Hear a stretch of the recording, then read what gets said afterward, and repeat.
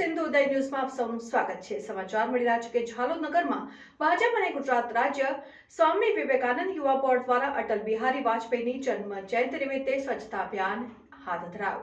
ભાજપ જિલ્લા ભાજપ પ્રમુખ શંકર અમલિયાર, મહામંત્રી નરેન્દ્ર સોનીની આગેવાની હેઠળ દાહોદ જિલ્લાનો અટલ બિહારી વાજપેયીજીની જન્મ જયંતિ નિમિત્તે સ્વચ્છતા અભિયાન અને સરકારી હોસ્પિટલમાં ફ્રૂટ વિતરણ પ્રોગ્રામ યોજાયો।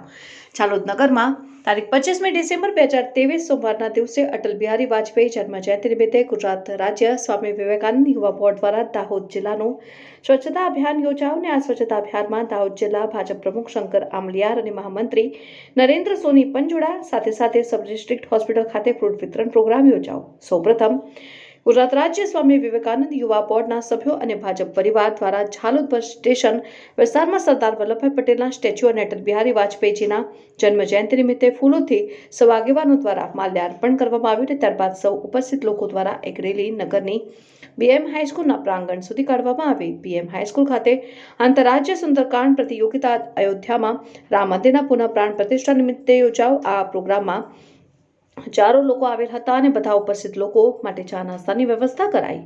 તેથી આ સ્કૂલમાં ચા નાસ્તાના પ્લાસ્ટિકના કપ, પ્લેટ, ખાલી પાણીની બોટલો અને વધુ હોવાથી અહીં ગુજરાત રાજ્ય સ્વામી વિવેકાનંદ યુવા બોર્ડ દ્વારા અને ભાજપના સંયુક્ત ઉપક્રમે સ્વચ્છતા અભિયાનની ઝુંબેશ હાથ ધરવામાં આવીને સૌ લોકોએ સાથે મળીને સ્કૂલનું ગ્રાઉન્ડ આખું સાફ કર્યું અને ત્યારબાદ ભાજપ પરિવાર દ્વારા સબ ડિસ્ટ્રિક્ટ હોસ્પિટલમાં દાખલ દર્દીઓને ફ્રૂટ વિતરણ કરીને અટલ બિહારી વાજપેયીજીને સાચી સ્મરણાંજલિ અર્પી હતી।